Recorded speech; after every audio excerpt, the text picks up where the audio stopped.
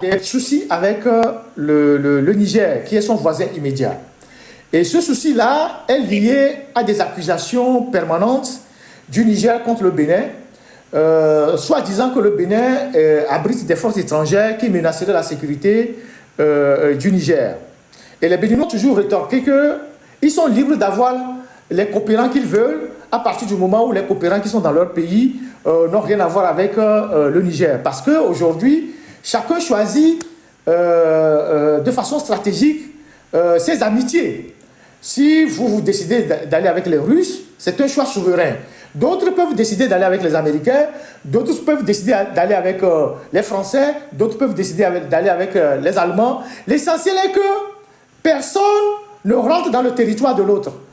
Mais il y a des gens qui raisonnent, qui disent que oui, voilà, moi je n'aime pas manger le porc, mais j'ai mon voisin qui mange le porc, ça me dérange, il faut que mon voisin arrête de manger le porc, sinon je vais l'envahir. C'est ça le raisonnement de ces gens-là.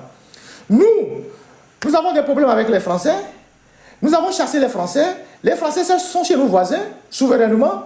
Nous avons les Russes, mais nous ne voulons pas que nos voisins aient les Français. Je ne sais pas quelle est la logique de ce raisonnement. Et donc, de temps en temps, il y a ces gens d'escarmouches entre les deux pays, jusqu'à ce qu'on en arrive à la crise de l'uranium. Parce que cet aspect pèse énormément dans cette affaire de coup d'État, à la crise de l'uranium. Alors, je voudrais que mon compatriote Titri puisse nous donner son introduction et on va rentrer dans le débat.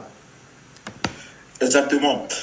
Cet exposé, on pourrait l'appeler l'uranium de la discorde.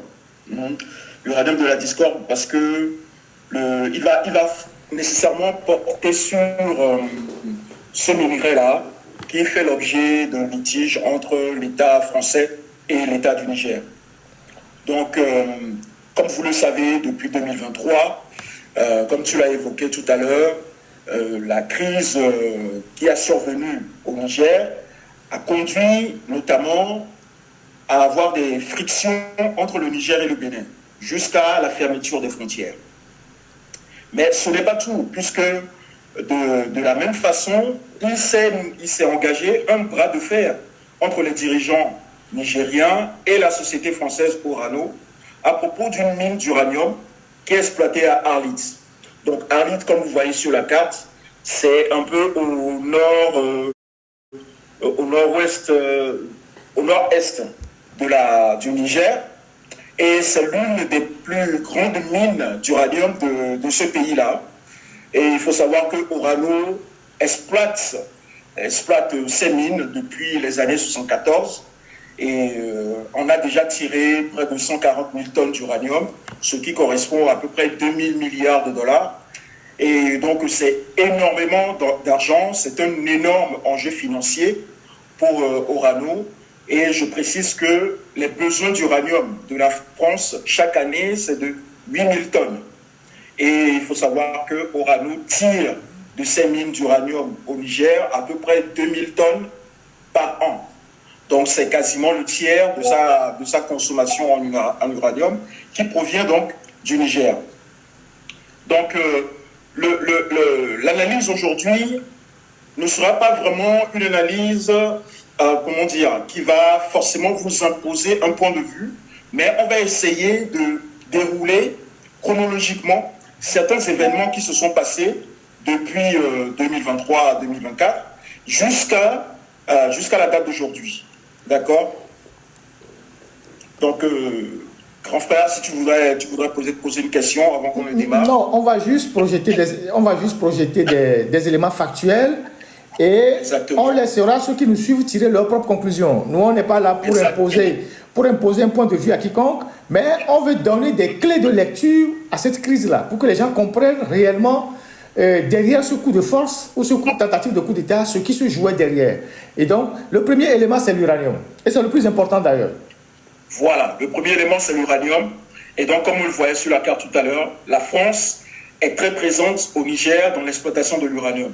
Et il faut savoir que Orano, qui est une société française, est détenue à plus de 90% par l'État français. D'accord? Donc, c'est une société, on va dire une société d'État d'accord, qui mobilise d'ailleurs les moyens étatiques pour se protéger. Donc l'armée, on a parfois dans les encablures de cette société-là, au Niger, des forces armées françaises qui protègent les expatriés qui travaillent là-bas.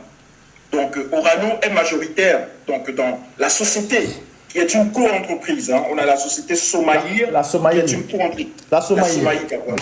Qui est une co-entreprise entre la Sopamine, une société d'État nigérienne, et Orano, ex-Areva. Et c'est cette Somaïr-là qui exploite les mines. Donc, cette Somaïr est détenue à 63% par Orano et 36% par l'État nigérien. Voilà. Et en 2024, il faut savoir que Orano a été évincé du conseil d'administration de la Somaïr. Ouais. Tout simplement, après le coup d'État, il s'est passé beaucoup de tensions entre les deux États. Et en 2024, monsieur le général Tiani a décidé d'évincer tout simplement Orano du conseil d'administration de la Somaïr, qui perd totalement du coup le contrôle de la mine d'Arlit. Alors que la mine d'Arlit se trouve stocké à la mine d'Arlit près de 1300 tonnes d'uranium, d'une valeur marchande de 250 millions d'euros. 250 millions d'euros, ça fait... en francs CFA? Ouais. Ça fait...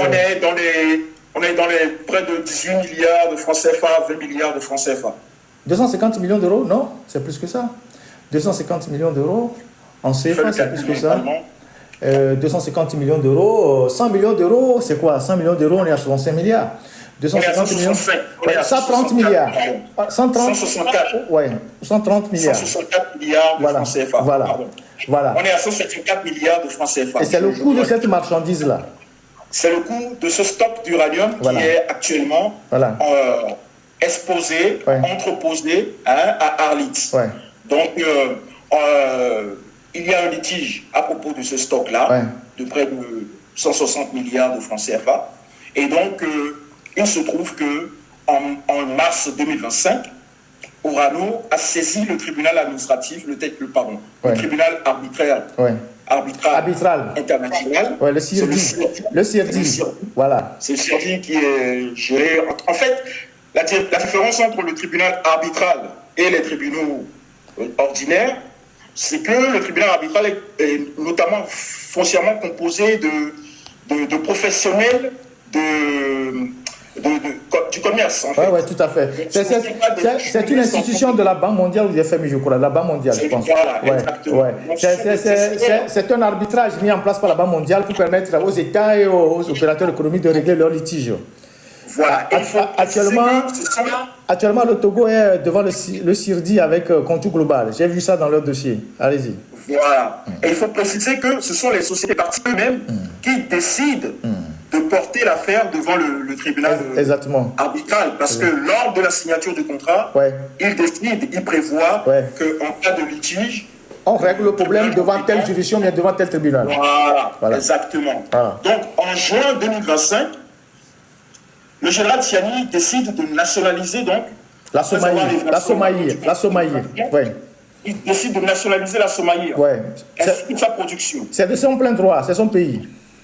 Et il évoque à ce titre-là le droit du Niger de disposer de ses ressources.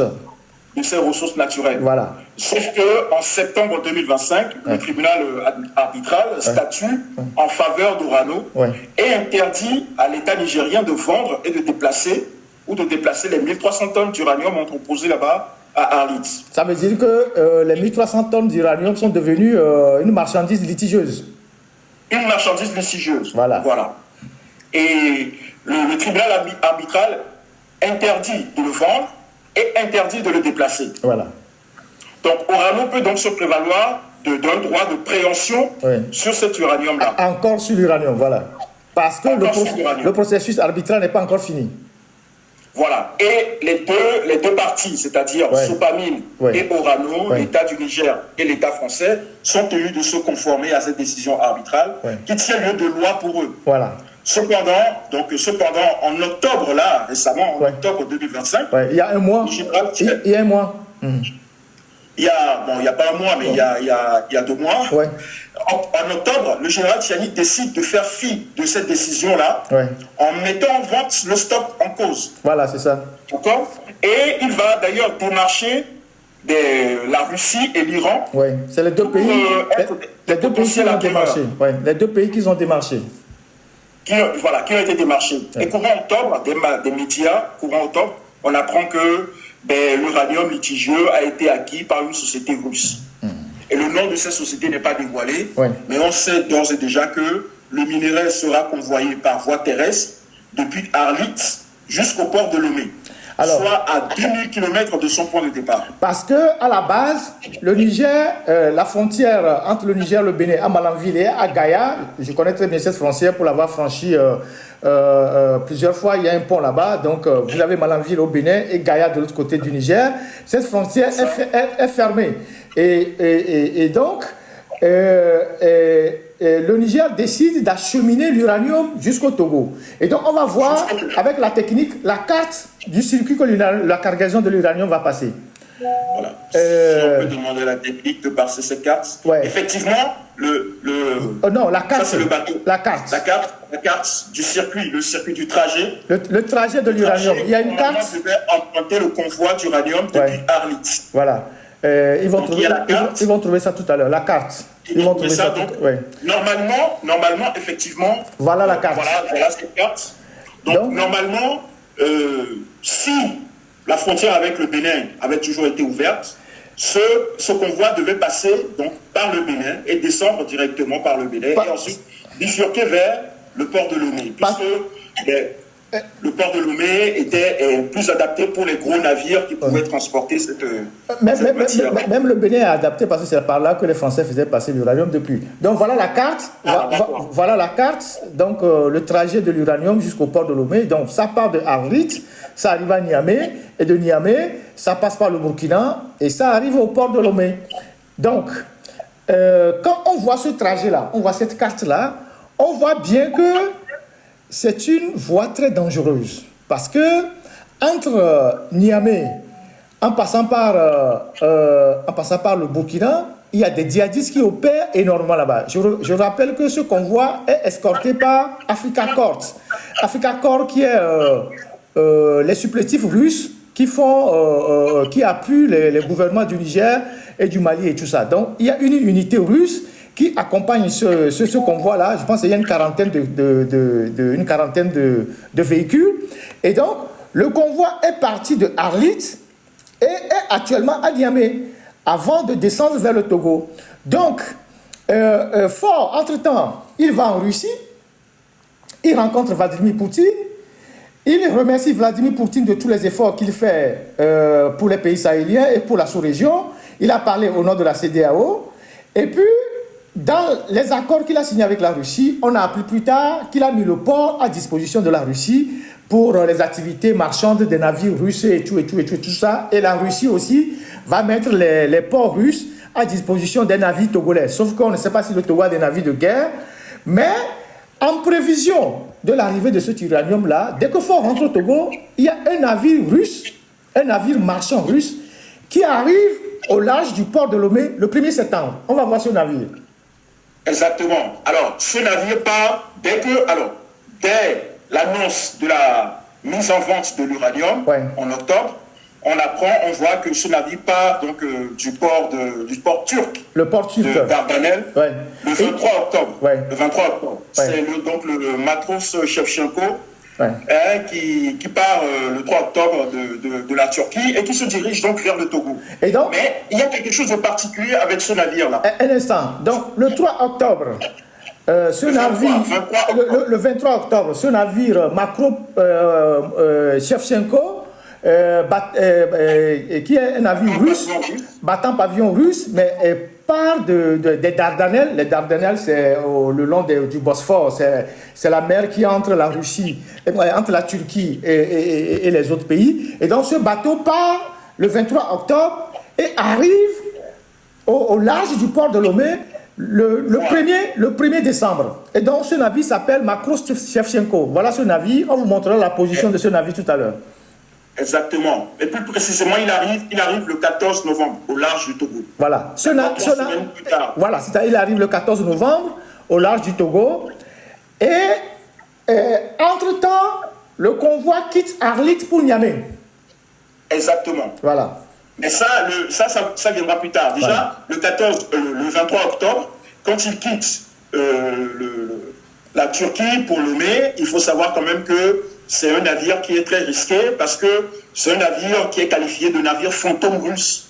Pourquoi un navire fantôme russe? Parce que c'est un navire qui était accusé d'avoir subtilisé des ressources céréalières ukrainiennes et de les avoir vendues et transportées pour une société russe. En fait, pour parler français plus accessible aux gens, c'est un navire de contrebande qui est sous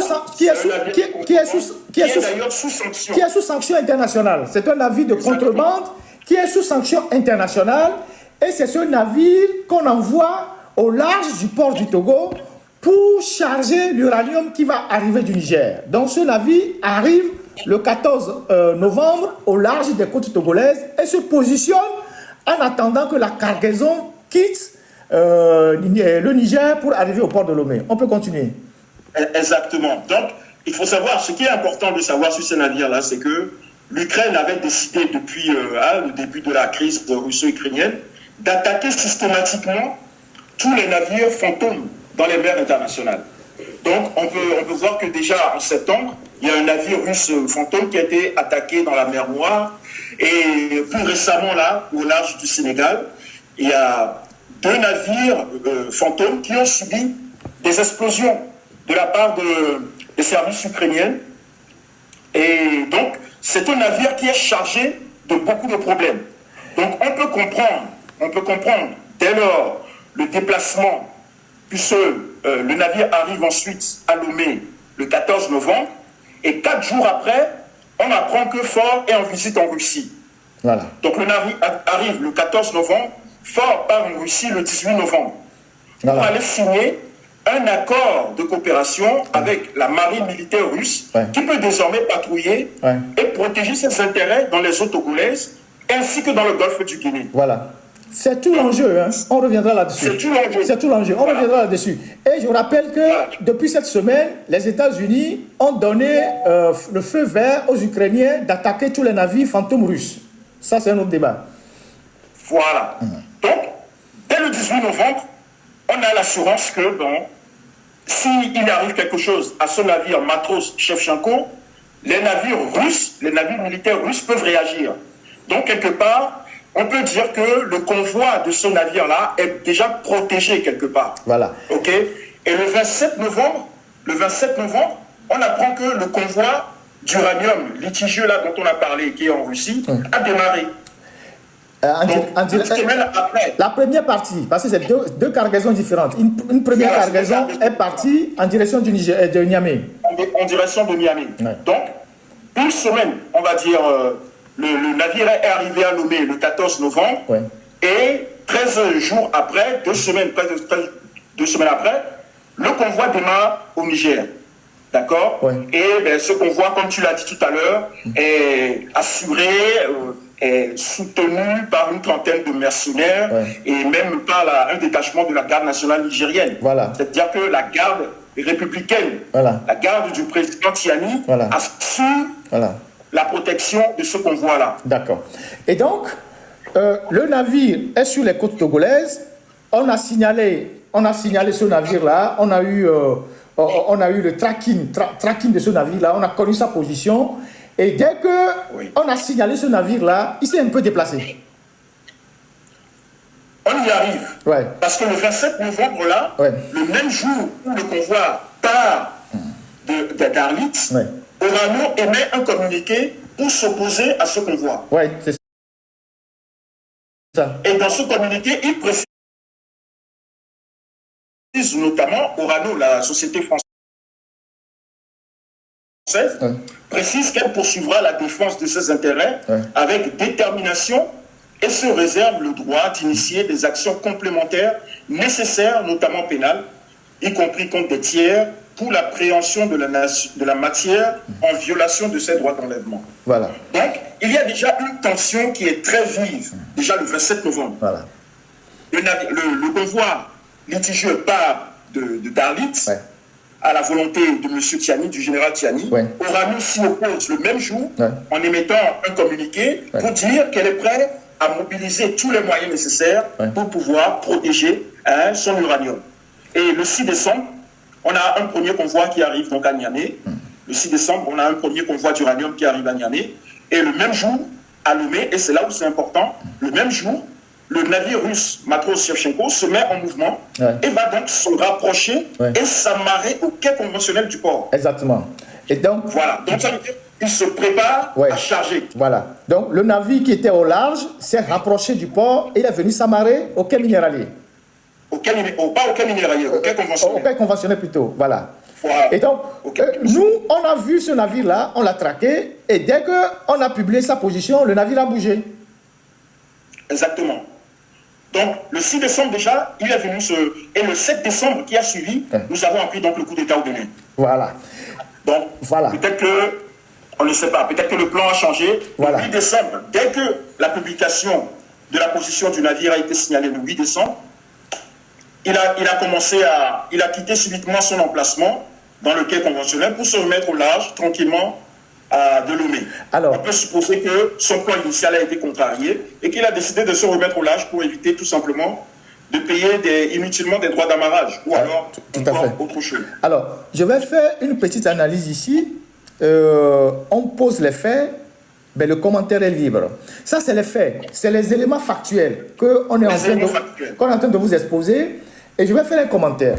Alors, la première partie de la cargaison, la première route de la cargaison est arrivée à Niamey. La cargaison est actuellement à Niamey. On a...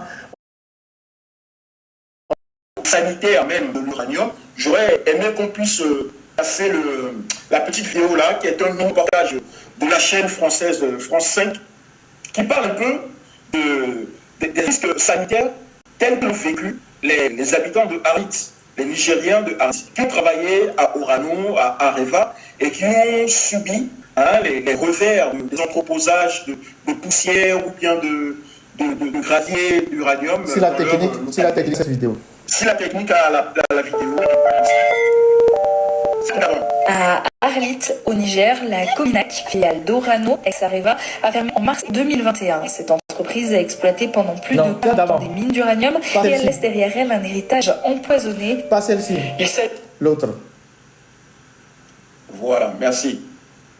Tchernobyl. Ici, la radioactivité est 2 fois plus élevée que dans la zone interdite de Tchernobyl.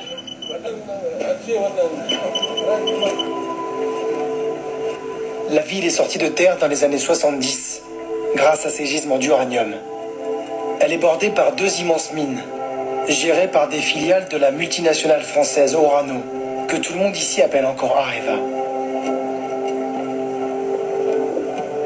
De cet uranium, les habitants d'Arlit n'en aperçoivent que le relief. Ces immenses stériles jaunes, des résidus miniers entreposés à l'air libre. Les poussières, portées par le vent du Sahara, s'engouffrent dans la ville, jusqu'à l'intérieur des habitations. Qui parmi vous est malade aujourd'hui ?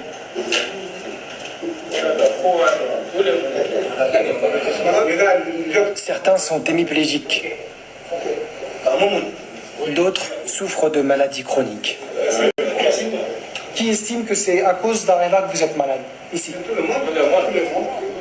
Officiellement pourtant, ici, aucun habitant ni aucun salarié d'Areva n'a jamais été reconnu malade à cause de la radioactivité.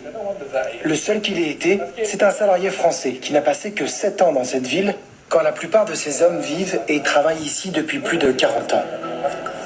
Dans la nuit nigérienne, nous rencontrons un salarié du groupe. Il nous remet cette clé USB, mais ne souhaite pas répondre à nos questions par crainte de représailles. Sur ces images internes, tournées par la multinationale, nous découvrons l'ampleur de l'impact environnemental. Le Le groupe utilise des explosifs pour accéder à l'uranium. Dans la poussière, les mineurs retournent la terre radioactive pour obtenir cette pâte, appelée le yellow cake, un concentré d'uranium. Orano en produit 2500 tonnes par an au Niger. Cette opération nécessite un lourd procédé chimique et engendre des résidus à perte de vue.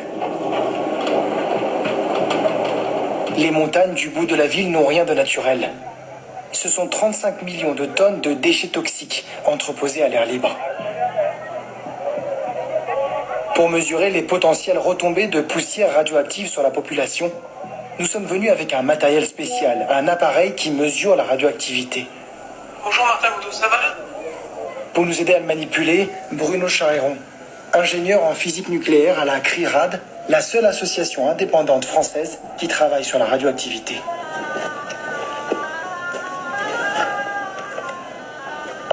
« 150, 160 ?» Très vite, notre compteur s'emballe. 3000 coups par seconde. Soit 30 fois au-dessus de la radioactivité naturelle. Une personne qui resterait ici 1h30 par jour dépasserait largement les doses maximales de radioactivité recommandées par année.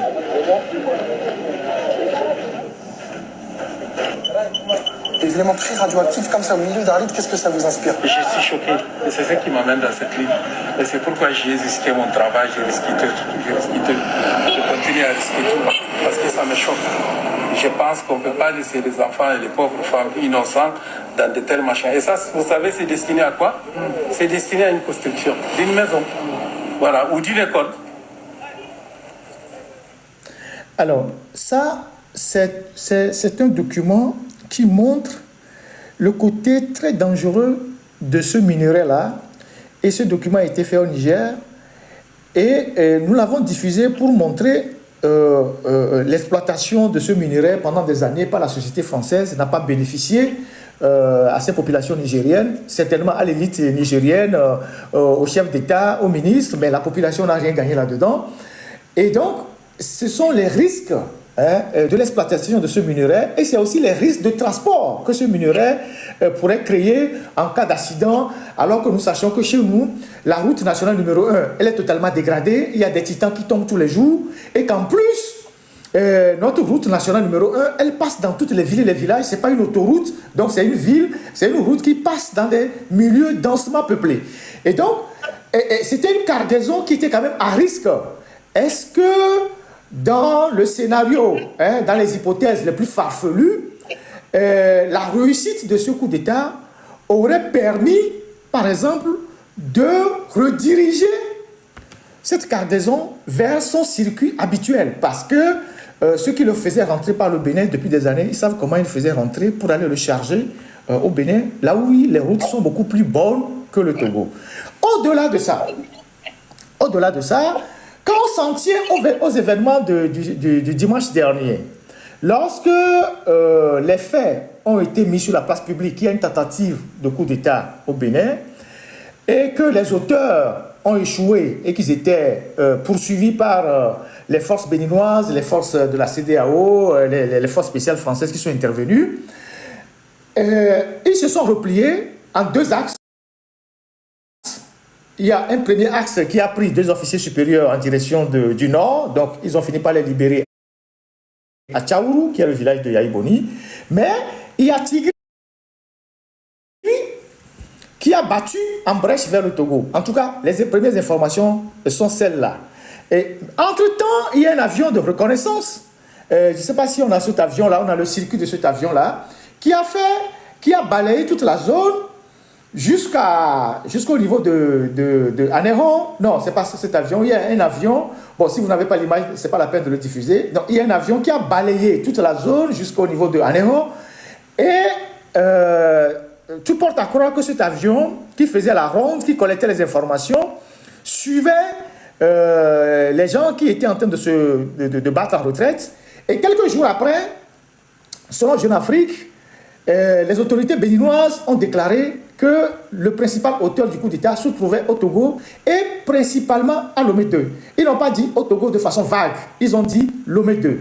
Je rappelle que Jeune Afrique est un journal qui est au service des chefs d'État africains. C'est un journal des palais. C'est le journal qui fait le plus de propagande pour les chefs d'État africains, y compris le Togo.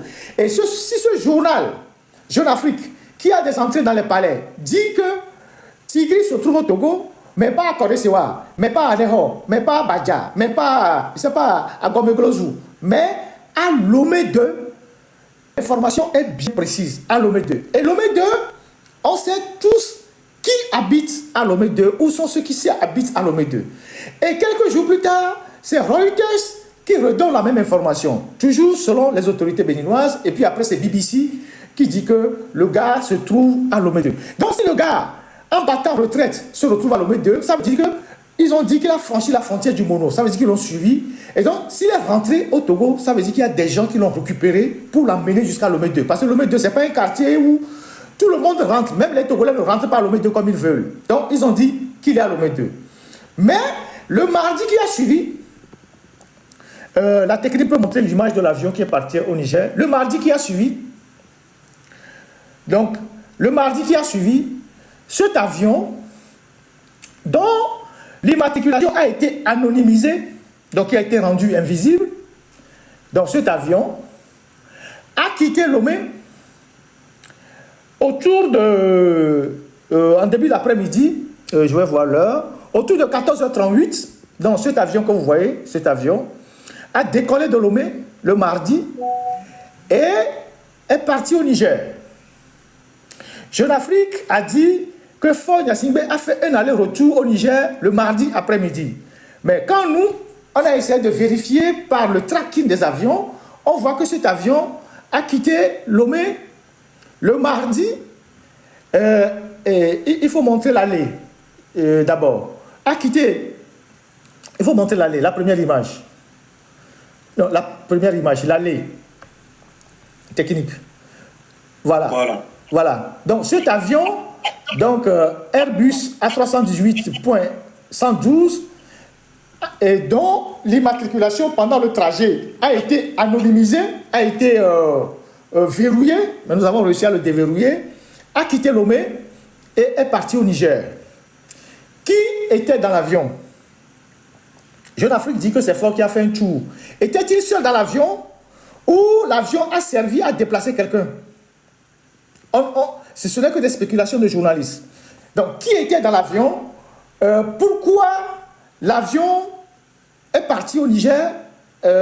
Qui était soupçonné d'être derrière cette histoire-là? Donc, l'avion va au Niger. Il part de Lomé à 14h38. Il va au Niger et revient le soir.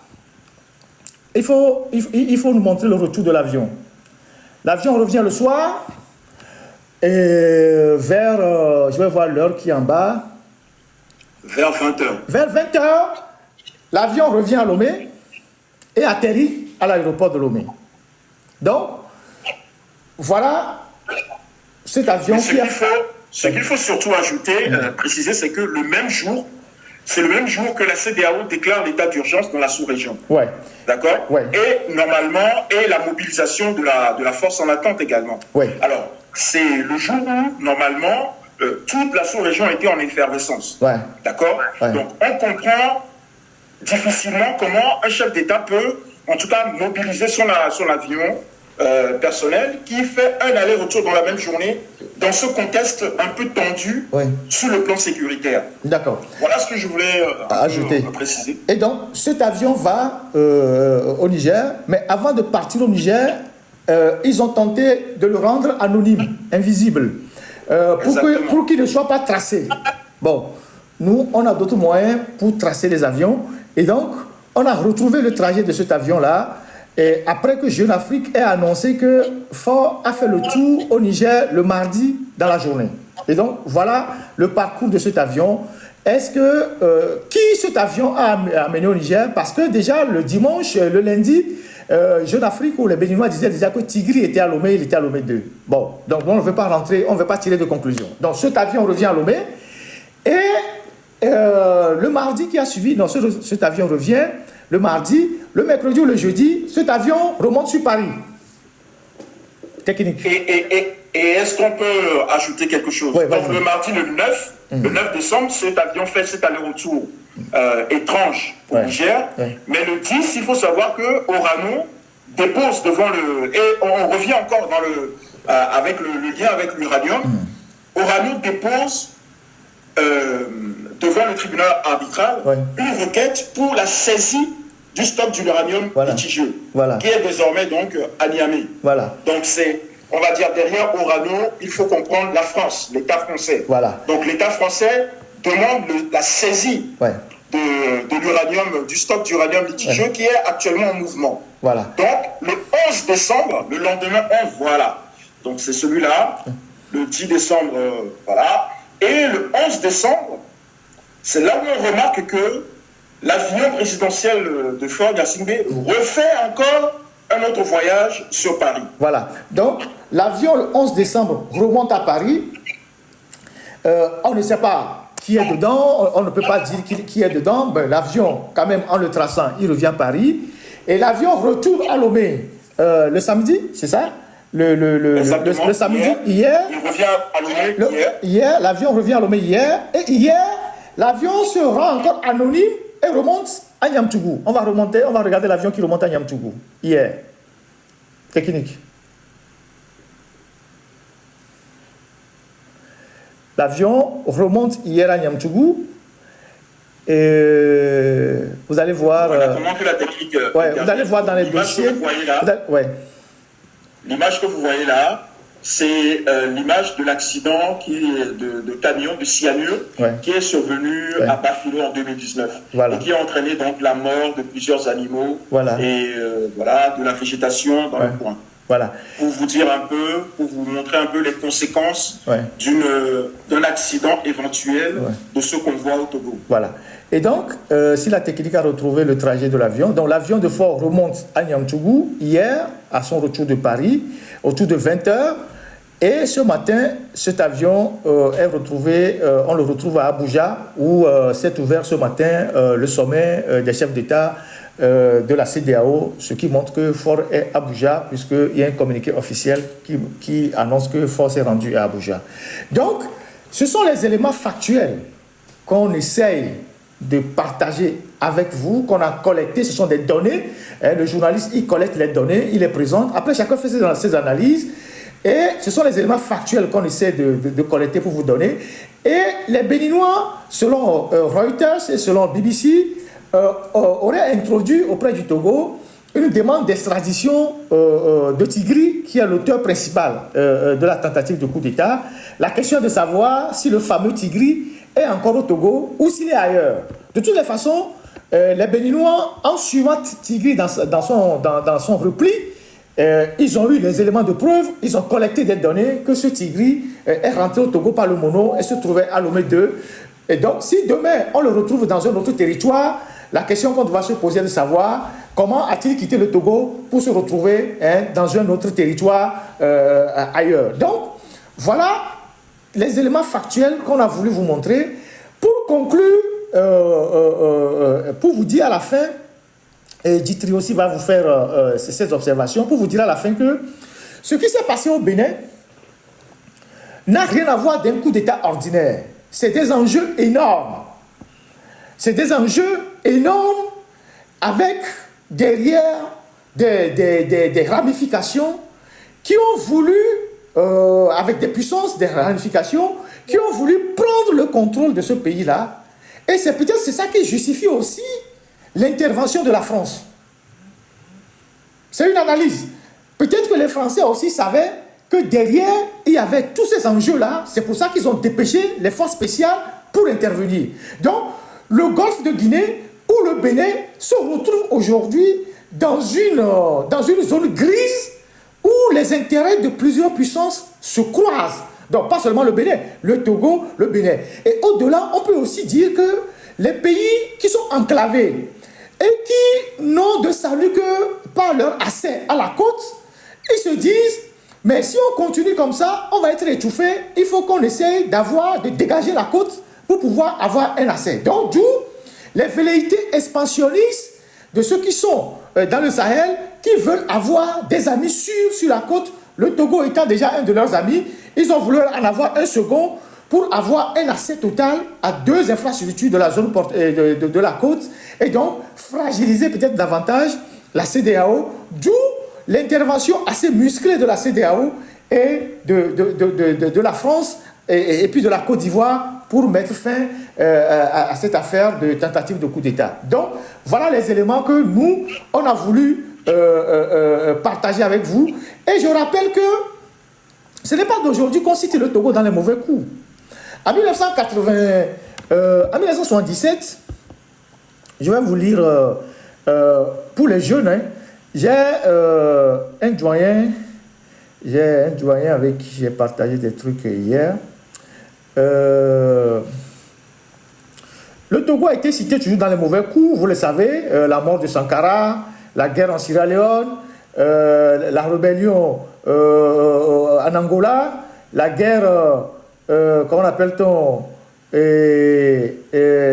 la guerre au Libéria, la Côte d'Ivoire. Le Togo a toujours été cité dans des choses aussi curieuses comme ça. Alors, j'ai un doyen de la presse qui m'a envoyé ce truc-là. Il dit, ah, Ferdinand, j'étais au courant, mais il m'a dit, l'histoire se répète. Je m'en souviens bien. À l'époque, j'étais en classe de CM2. Mon père captait Radio Cotonou.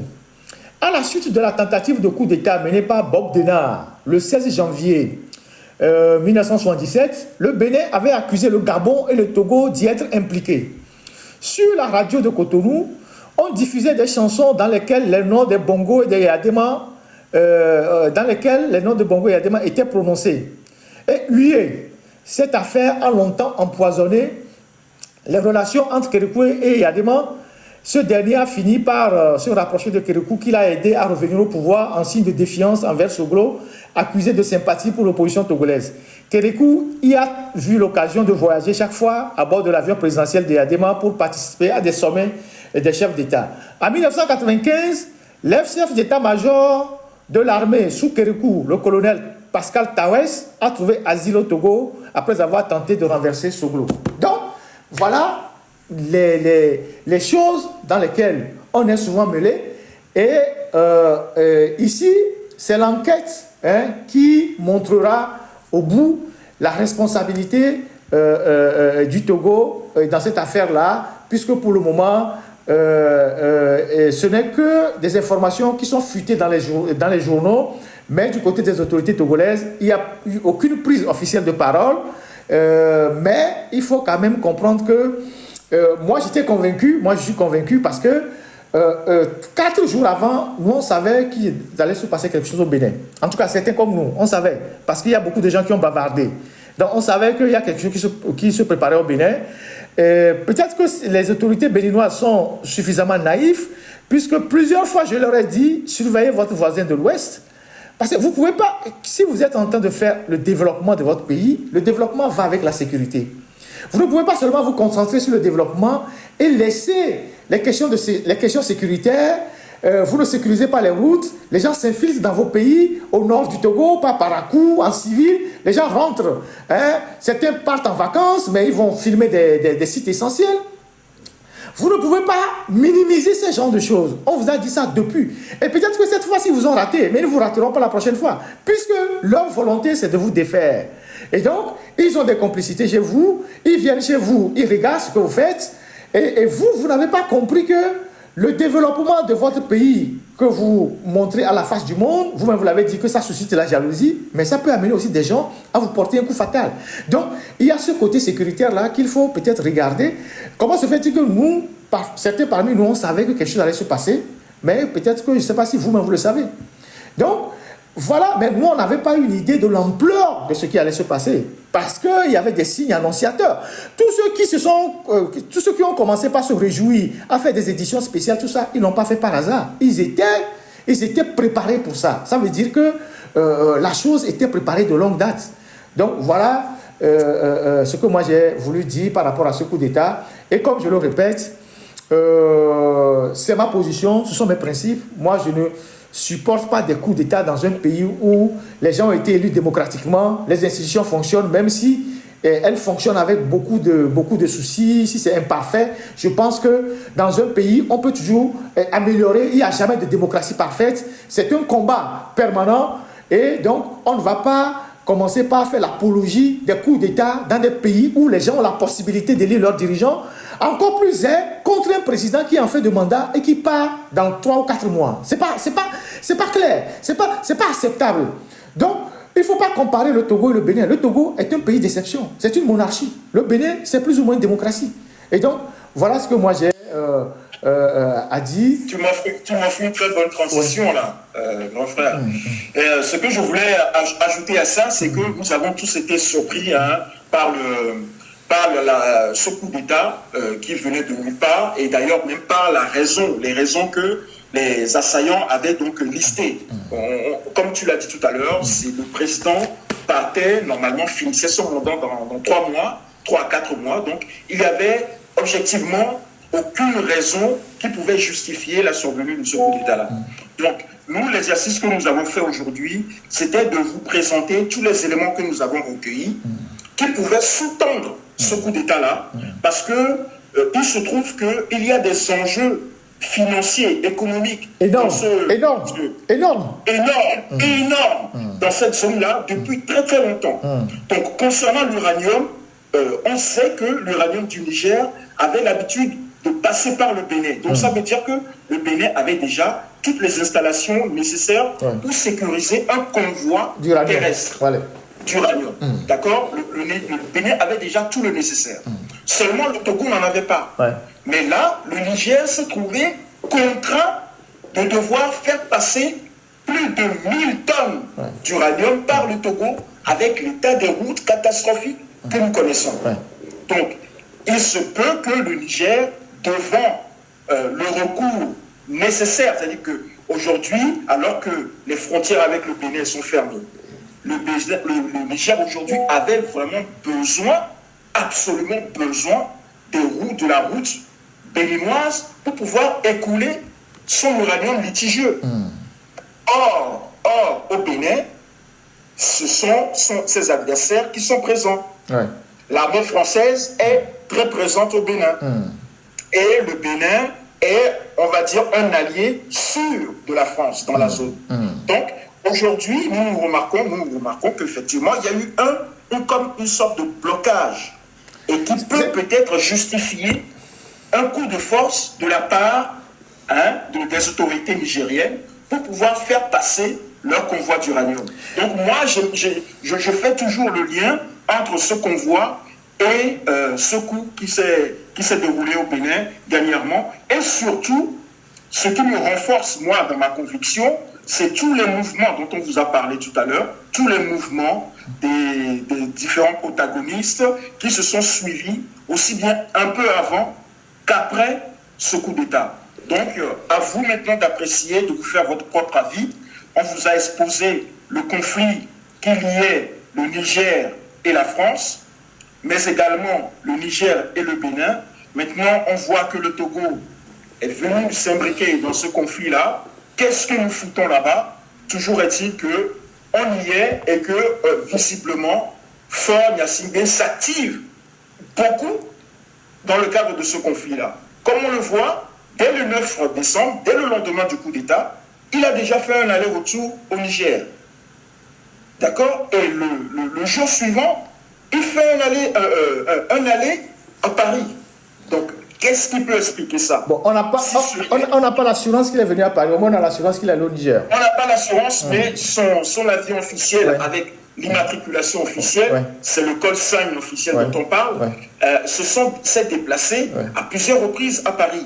Donc, ça soulève d'énormes questions sur le rôle du Togo dans cette histoire-là, et le fait que, ce qui est encore plus grave, le fait qu'on n'ait pas de communication publique du gouvernement français depuis la survenue de ce coup d'État-là. Donc, tout cela, mis ensemble, fait qu'on a d'énormes questions, on a des doutes, on a beaucoup de questions qui se posent, à poser en fait à nos autorités, et à savoir, mais pourquoi et qu'est-ce qui se passe? Un convoi était censé passer chez vous, finalement il y a un coup d'État, les assaillants sont réfugiés chez nous, Mais qu'est-ce que le Togo vient foutre dans ça? Donc, il est très important que les autorités aujourd'hui se mettent en branle, c'est-à-dire se mettent en mouvement pour répondre à toutes ces questions-là et surtout faire une communication officielle sur ou la condamnation de ce coup d'État ou le fait que ce convoi d'uranium doit passer par le Togo. Parce que même sur ça, il n'y a aucune communication, alors que c'est très risqué. Ouais. Ce convoi qui va passer par nos routes, avec l'état dans lequel elle est, ce convoi est un convoi très dangereux pour toutes les populations du Togo. Comme on l'a vu, ce uranium-là, ce toxyde d'uranium, ne se dégrade pas vite. Comme on l'a vu dans le reportage, c'est des milliers d'années. Et le bateau russe est toujours au large du côte togolaise. Il n'est pas parti. Et le bateau russe est toujours un bateau qui est sous sanction, un bateau de contrebande, de contrebande qui est arrimé au large du port de Lomé. Ouais. Pourquoi il vient faire un bateau fantôme, un navire fantôme russe dans le port de Lomé? Donc il faudrait que les autorités, ou tous ceux qui prétendent être des autorités du Togo, communiquent sur ce sujet-là et rassurent les Togolais. Ce n'est pas normal qu'elle garde le silence comme ça depuis le 7 décembre et qu'elle ne dise rien, alors qu'on voit que le président du Conseil est en train de bouger dans tous les sens. Vous savez, on suppose que ce sont l'avion officiel bouge dans tous les sens. Et pour finir, j'aimerais dire que nous connaissons déjà un conflit fratricide entre deux pays voisins, deux pays frères, qu'est la RDC et le Rwanda, qui est un conflit dont la cause est principalement les ressources minières. Ouais. Alors, nous savons que depuis 10 ans, une dizaine d'années, ce conflit a fait des millions, près de 6 millions de victimes, et encore plus de déplacés. Ouais. Alors, nous, Togolais, nous ne voulons pas que cette chose se répète dans notre zone, dans notre pays. Nous ne sommes que 9 millions de personnes au Togo. Nous ne voulons pas de conflit armé entre deux pays frères pour des raisons de ressources minières qui va entraîner extrêmement de morts. Nous n'en voulons pas. Nous avons déjà assez de problèmes comme ça au Togo pour que les autorités aillent nous inclure dans des problèmes qui ne regardent aucun Togolais lambda. Dites-le, tu sais, quand on parle de ces choses-là, les Togolais ne mesurent pas la gravité de ce qui est en train de se passer. Ils ne comprennent pas la gravité, ils ne comprennent pas dans quoi fort est en train d'impliquer le Togo, la gravité de ce qui est en train de se passer. Tu sais, dans la conquête de l'Afrique, pour ceux qui ont étudié l'histoire, il y a ce qu'on appelle l'incident de Fashoda. L'incident de Fashoda, les gens peuvent aller le chercher sur Google. L'incident de Fashoda, je pense que c'est une altercation, mais même une bataille qui a eu lieu entre les conquérants français et anglais pour le contrôle d'un lieu stratégique qu'on appelle Fashoda. J'ai envie de dire que ce qui se passe là au Bénin, c'est une version moderne de l'incident de Fashoda.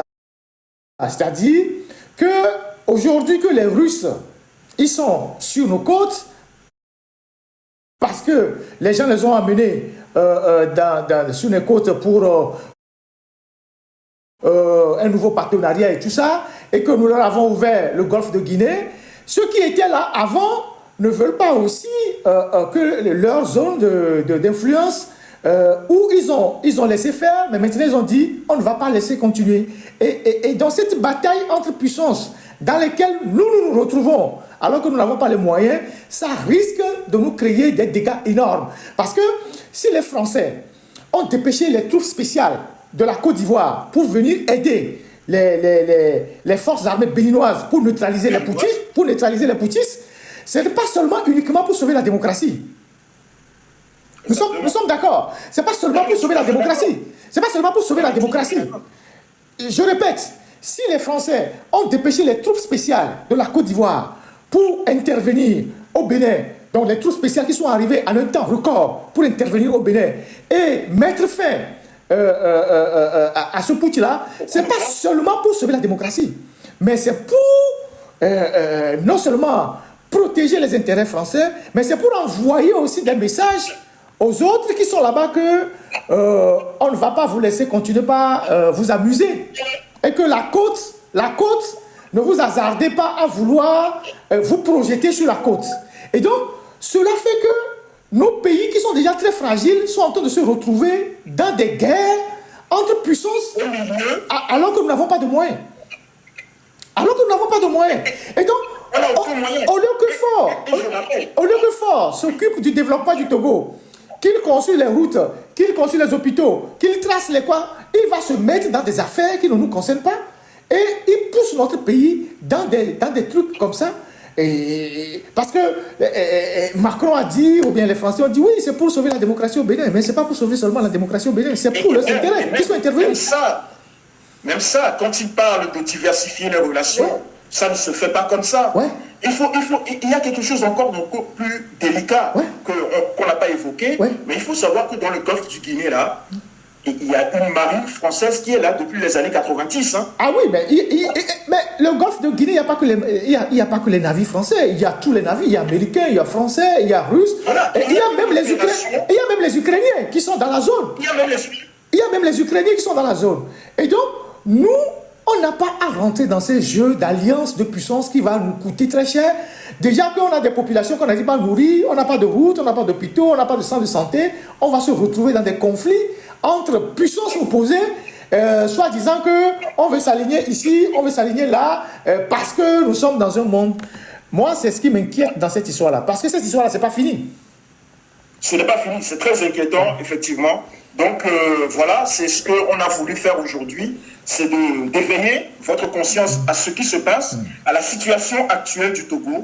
Nous avons un navire fantôme russe qui est actuellement au large du Togo et sur lequel se fondent des risques énormes de conflits entre des intérêts russes et des intérêts français. Voilà. Donc voilà, il est très important de le dire et il faut que les Togolais se réveillent. Il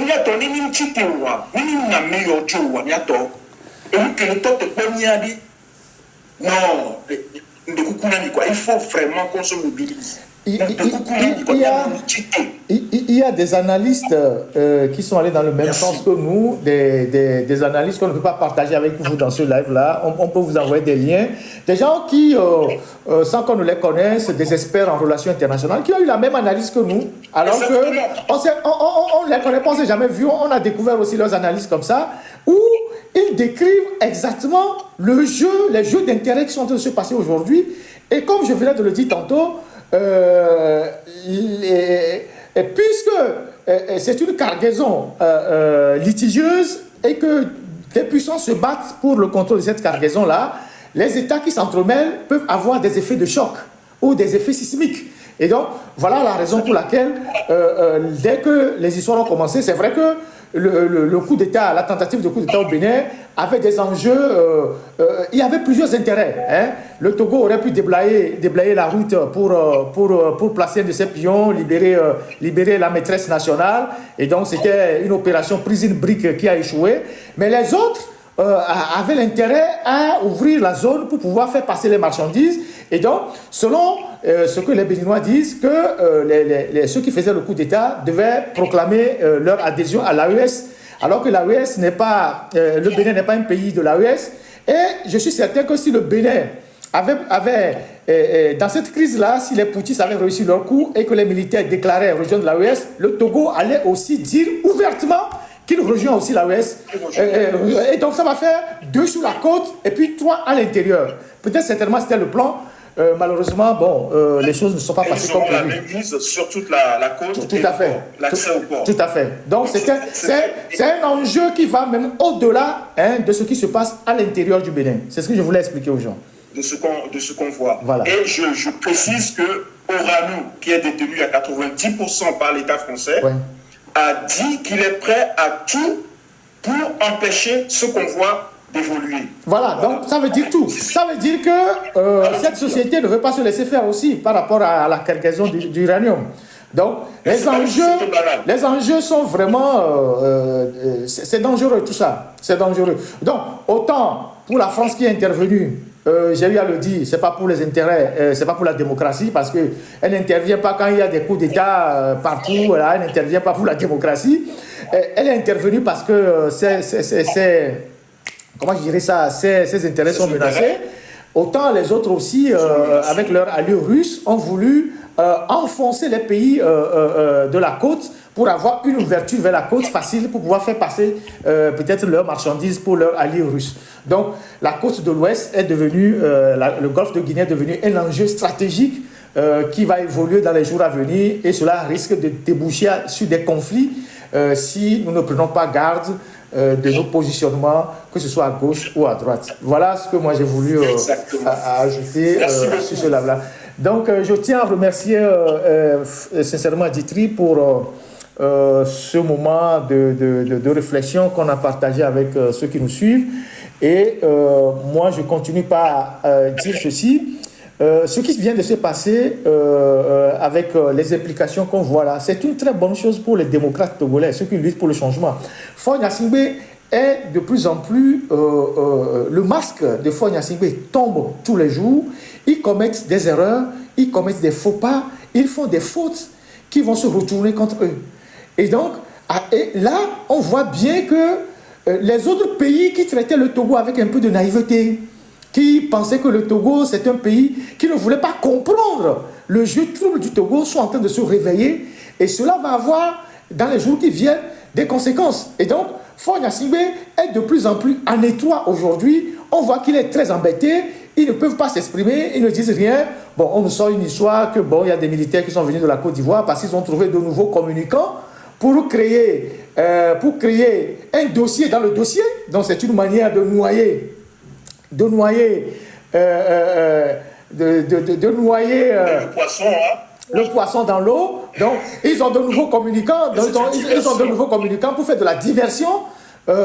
Si il y a quelque chose de ce genre, ils n'ont qu'à se prononcer officiellement et dire devant le monde entier qu'ils voilà, ils ont arrêté des gens et on appréciera, on verra ce qui se passe. Mais il ne faut pas passer par des communicants pour dire oui, on a appris, j'ai eu des informations que oui, on a arrêté des gens qui sont venus d'un pays voisin pour faire un coup d'État au Togo. C'est une manière de créer un pare-feu informationnel. C'est comme ça qu'on appelle ça. C'est-à-dire, ils veulent circonscrire l'information selon laquelle on les cite dans ce qui s'est passé chez le voisin de l'Est en créant une diversion pour amener les gens sur un autre territoire. C'est une communication de diversion. Donc ne tombez pas dans ce jeu. Pour le moment, ne tombez pas dans ce jeu. Pour le moment, pourquoi on est sûr, c'est de ça qu'on parle. Le reste, quand eux-mêmes vont parler, on appréciera si vraiment il y a quelque chose comme ça qui s'est passé. Donc ne tombez pas dans ce piège-là. C'est une manipulation. Je ne dis pas, je ne me prononce pas sur les faits, mais je dis l'information, le moment où il est sorti, le timing, c'est une diversion. Donc ne tombez pas dans ça. On est focus sur le Bénin. On est focus sur ce qui se passe au Bénin. Est-ce que le Togo est impliqué ou non? Et quelles sont les conséquences que cela peut valoir pour le Togo? C'est ça qui nous intéresse. Après, s'il y a autre chose avec la Côte d'Ivoire, on appréciera. Donc, voilà ce que moi j'ai voulu partager avec vous. Et j'ajoute encore, désolé, hein, vraiment, on va finir. Donc, effectivement, pour ce genre de questions, moi j'aimerais bien ajouter que pour une question de défense nationale, il est quand même inconcevable que ce soit un influenceur qui soit chargé de faire la communication de cela. Voilà. Donc, pour moi, je ne prends pas cette information au sérieux parce que j'estime que pour une question où la défense nationale du pays est menacée, c'est au ministre de la Défense, au ministre de la Sécurité, au procureur de l'Intérieur, de sortir, faire un communiqué et alerter le pays si on a une menace extérieure qui arrive et si on est en guerre ou pas. On ne charge pas un panafricain controversé de venir donner cette information. Voilà, donc c'est quand même très limite, très borderline. Donc moi j'aimerais bien quand même, franchement je ne prends pas du tout cette information au sérieux. Je comprends que tu mettes beaucoup de guillemets, mais moi je ne prends pas cette information au sérieux et je trouve que c'est véritablement une diversion de la part de ce pouvoir qui essaie de se cacher derrière son doigt, essaie de faire diversion pour dissimuler ces écarts qui aujourd'hui sont en train de mettre en danger tout le pays et toute la population togolaise. Voilà. On sait que pour le dernier sommet, le sommet du panafricanisme, il y a des proches de Guillaume Soro qui étaient là-bas, donc notamment le panafricain dont vous avez parlé, et une dame qui sont vraiment des inconditionnels de Guillaume Soro, qui sont arrivés sous le couvert du panafricanisme. On sait que Guillaume Soro a de très bonnes relations avec le pouvoir togolais. Lui-même, il a dit plusieurs reprises que le seul qui n'a jamais rompu les amarres avec lui, c'est les Yadema, et que lui, il a toujours en mémoire tous les bienfaits que Gnassingbé Eyadema lui a fait. Et donc, il faut voir un peu ce qui est en train de se passer dans la zone pour comprendre les enjeux de tout ce qui se passe là et le fait qu'on veut nous entraîner sur la piste de la Côte d'Ivoire et pour qu'on oublie ce qui s'est passé au Bénin. Et ça, on ne tombera pas dans ce jeu. Voilà, merci beaucoup. Et je vais finir par ça, et je le répète, nous ne voulons pas d'un Goma Peace en Afrique de l'Ouest, ok? Et pour ce faire, il faut rapidement mettre hors d'état de nuire aussi bien les chefs d'État imposteurs, les escrocs intellectuels et les autres arrivistes ombrageux-là qui promeuvent et soutiennent la déstabilisation de la sous-région sous de faux airs de médiateurs. Je répète, écrivez ça, comme dirait l'autre. Nous ne voulons pas de Goma Peace en Afrique de l'Ouest. Et pour cela, il faut rapidement mettre hors d'état de nuire les chefs d'État imposteurs, les escrocs intellectuels et les autres arrivistes ombrageux qui promeuvent et soutiennent la déstabilisation de la sous-région sous leur faux air de médiateur. Merci beaucoup. Alors, je termine en lançant quand même l'appel que j'avais lancé il n'y a pas très longtemps au gouvernement du Bénin, à Patrice Talon. Je sais que les Béninois nous suivent.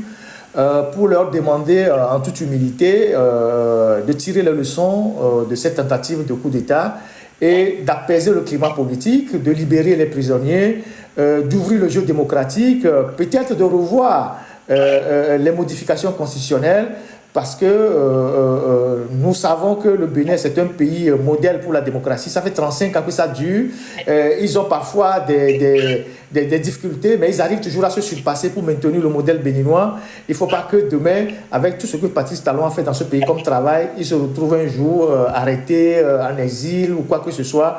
Il faut savoir passer le pouvoir à une autre génération dans la douceur et laisser le jeu démocratique continuer. Et rien ne prouve que celui qui va venir après Talon ne va pas revoir certaines dispositions. On a vu en Angola, Dos Santos a choisi un successeur. Dès qu'il est arrivé, il a mis hors d'état de nuire toute la famille de Dos Santos. On a vu en Mauritanie, le général qui est aujourd'hui en prison a choisi un successeur. Dès qu'il est arrivé, il a remarqué que son prédécesseur a tellement abusé de la fortune publique, il a arrêté, il lui a fait un procès, il est en prison.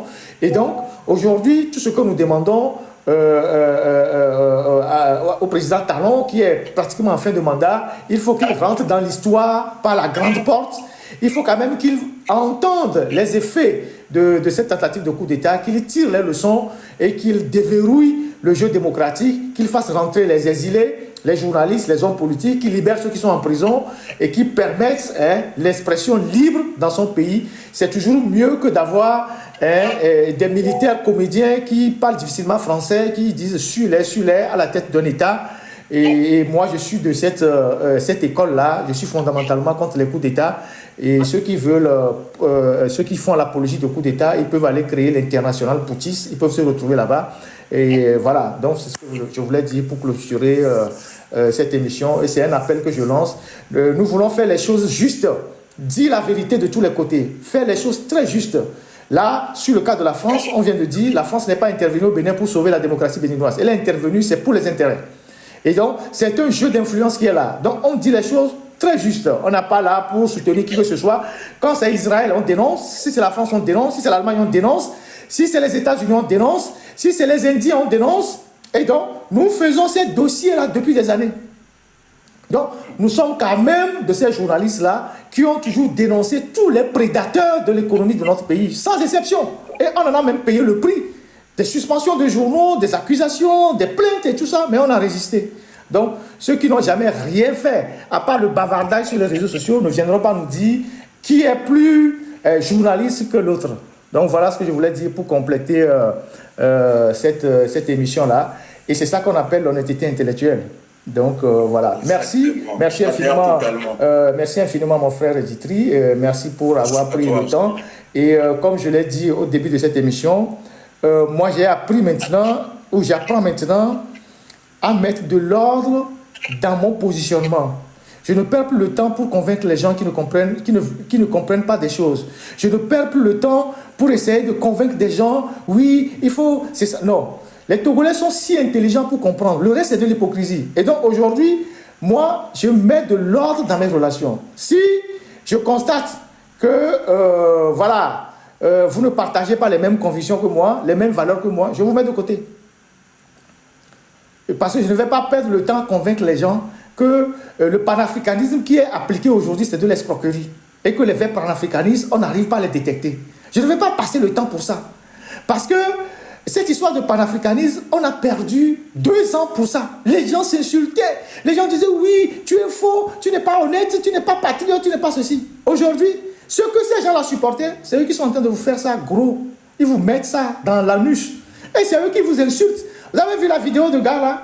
Il dit que vous êtes des petits esprits. C'est le gars que vous souteniez sur la toile ici. Vous avez même cotisé pour lui. Aujourd'hui que vous avez osé lui faire des reproches, il dit que vous êtes des petits esprits. Vous êtes des individuaillons. Vous êtes des individuaillons. Et pourtant, on vous avait prévenu que ces gens-là, ils ne voulaient que pour leur ventre. Vous n'avez pas voulu croire. Vous avez préféré insulter vos propres frères pour défendre ces gens-là. Aujourd'hui, ils sont en train de vous le faire propre. C'est maintenant que vous vous réveillez. Et pourtant, on aurait pu avancer depuis longtemps si, dès le départ, tout le monde avait constaté la filouterie de ces gens-là. Donc, moi, je ne perds plus le temps pour convaincre qui que ce soit. Vous êtes partisan de coup d'État, vous n'êtes pas mon ami. Vous êtes partisan de coup d'État dans un pays démocratique, vous n'êtes pas mon ami. Vous êtes partisan des militaires qui envoient des journalistes en prison, qui dissolvent les partis politiques, qui tapent les gens, qui assassinent les gens. Vous n'êtes pas mon ami. Prenez votre chemin, je prends le mien. Et vous n'êtes pas invité dans mon live. Après, vous pouvez m'insulter comme vous voulez. Moi, je n'ai rien à foutre. Allez, merci. Merci infiniment à la technique. On était quand même assez mobilisés pour ce live-là. Je tiens à dire merci à tous ceux qui se sont mobilisés pour la réussite de ce live parce que dans la semaine, on a eu une invasion des propagandistes d'un pays voisin sur certains de nos articles. Ils sont venus en tas, plus de 500 pour nous insulter. On a dû les dégager, tout ça. Et donc, on a dû prendre des mesures pour que ce live se passe sans problème. Et je voulais féliciter toute mon équipe, tous les techniciens qui sont là mobilisés, que ce soit sur TikTok, Facebook et YouTube, pour la réussite de ce live-là. Féliciter notre frère Ditri pour la clarté de ses analyses, pour ses interventions assez pertinentes, pour tous les éléments que lui et moi avons rassemblés toute la semaine pour comprendre la clé de ce qui se joue dans cette région-là et venir les présenter ici. Nous n'avons pas la science infuse, nous avons donné des éléments que chacun peut interpréter à sa manière, mais ce sont des éléments factuels que tout le monde peut toucher, regarder, apprécier. Et puis, voilà, on se dit... c'est Dieu même qui combat pour nous, qui fait que le pouvoir du Togo est en train de commettre des erreurs et que il se découvre progressivement, il se met dans l'embarras et je suis convaincu que en continuant ainsi, un jour, ils vont tomber dans leur propre piège et ça va être un coup fatal pour eux. Continuons pas travailler, pas sensibiliser et restons du bon côté de l'histoire et je pense qu'on y arrivera du jour au lendemain. Merci à vous tous. Vous pouvez... aller massivement supporter le grand frère Ali Akondo. Son site c'est Mokhtar Ali. Salut Dissoro. Vous pouvez aller l'accompagner, le supporter dans ce live là. Et je tiens à le dire pour ceux qui vont passer le dimanche soir et qui ont un peu de temps, un peu d'internet, un peu de connexion. Vous pouvez aller donner un coup de main au grand frère et doyen Ali Akondo dans son live. Merci. Allez-y. Merci à la technique et on se dit dans la semaine, s'il y a du nouveau, on pourra faire de live. S'il y a de nouveaux développements, on pourra faire d'autres lives. Merci à vous tous. À plus tard.